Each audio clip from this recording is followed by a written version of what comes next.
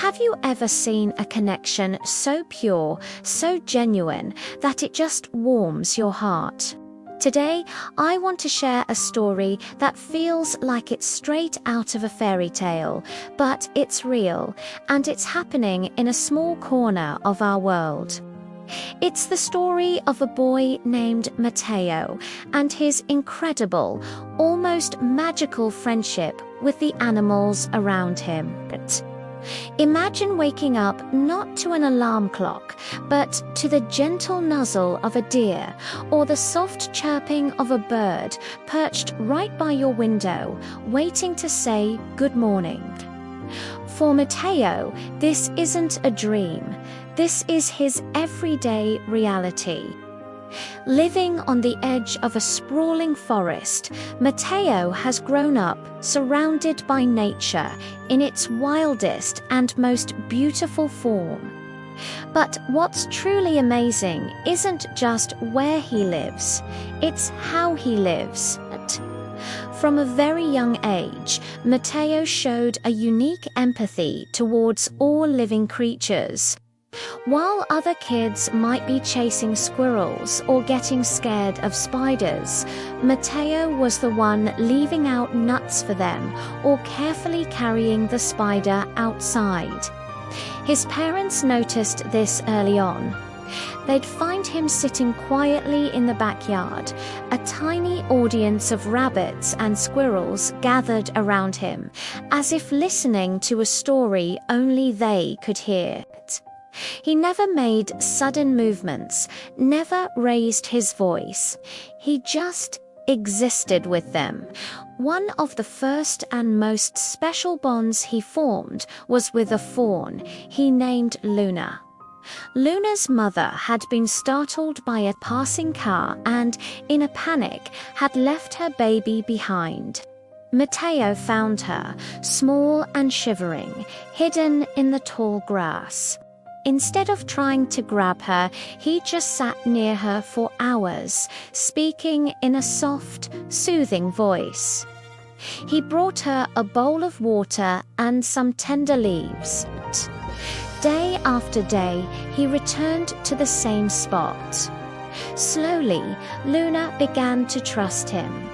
She'd take a few wobbly steps closer each time, until one afternoon she gently licked his hand. That was the beginning of a friendship that would melt anyone's heart. Luna became his shadow. Where Matteo went, Luna followed. They'd explored the woods together, Matteo pointing out interesting flowers and Luna nibbling on leaves nearby. He learned her language, the flick of an ear, the stomp of a hoof. He knew when she was playful, when she was cautious, and when she just wanted to rest her head on his lap. It was a silent conversation, a deep understanding that went beyond words. The sight of a young boy and a deer walking side by side through the forest became a normal, albeit magical sight for his family and neighbors. But Luna was just the beginning. Matteo's circle of friends started to grow.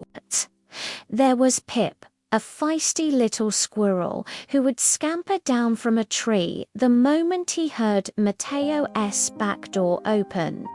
Pip would sit on his shoulder, chattering away as Matteo did his chores or read a book in the garden. Matteo learned that Pip adored blueberries, and he always saved a few just for him. In return, Pip would sometimes leave a shiny pebble or a unique acorn on his windowsill, a little gift from a friend. Then there was the family of raccoons. Now, raccoons can be mischievous, and at first, they were just interested in the compost bin. But Matteo, with his endless patience, started leaving out a separate, designated plate of leftovers for them each night. He'd watched them from the window as they meticulously washed their food in the bird bath before eating. Soon, they understood this offering was from him. Instead of being pests, they became polite evening visitors. The mother raccoon would even bring her kits, lining them up and making sure they waited their turn. It was like watching a family dinner, woodland style. Perhaps the most surprising friendship was with a grumpy old badger who lived under the roots of an ancient oak tree. Badgers are notoriously solitary and can be quite aggressive. Everyone told Matteo to stay away, but he saw something else. He saw a creature that was simply protecting its home. So he started a new routine. Every day on his way into the woods, he'd leave a small apple near the entrance to the badger estate, too close to be threatening, but close enough to be found. For weeks, the apple would disappear, but the badger was never seen. Then one day, as Matteo placed the apple down, the badger poked its head out. It looked at Matteo, then at the apple, and then back at Matteo. There was no growl, no show of aggression, just a quiet moment of acknowledgement. From that day on, the badger, whom he called Barnaby, would often be waiting for his daily treat. They never became cuddly friends like he and Luna, but they had an understanding, a mutual respect. Matteo respected Barnaby's space, and Barnaby learned that the boy meant him no harm. It was a friendship built on boundaries and trust, a different but equally profound connection. Matteo's world is a beautiful testament to the idea that kindness is a universal language. He doesn't use any special tricks or tools. His magic is simple. It's made of patience, respect, and a genuine love for the world around him. He sees animals not as pets or objects, but as individuals with their own feelings, families, and lives. He approaches them on their terms, creating a space where they feel safe and understood. Watching him, you start to see the world differently. You notice the little dramas unfolding in your own backyard. You see the intelligence in a crow's eyes, the parental care of a mother duck, the playful nature of a fox. Matteo reminds us that we share this planet with millions of other incredible beings, and that a little bit of empathy can bridge the gap between our worlds. His parents say he's taught them more about love and compassion than they could ever teach him.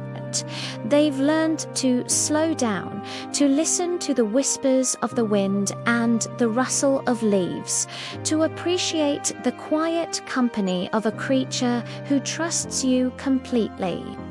His story isn't just about a boy who is friends with animals. It's a story about how to be a better human. It's a lesson in seeing the world through eyes of wonder and a heart full of kindness.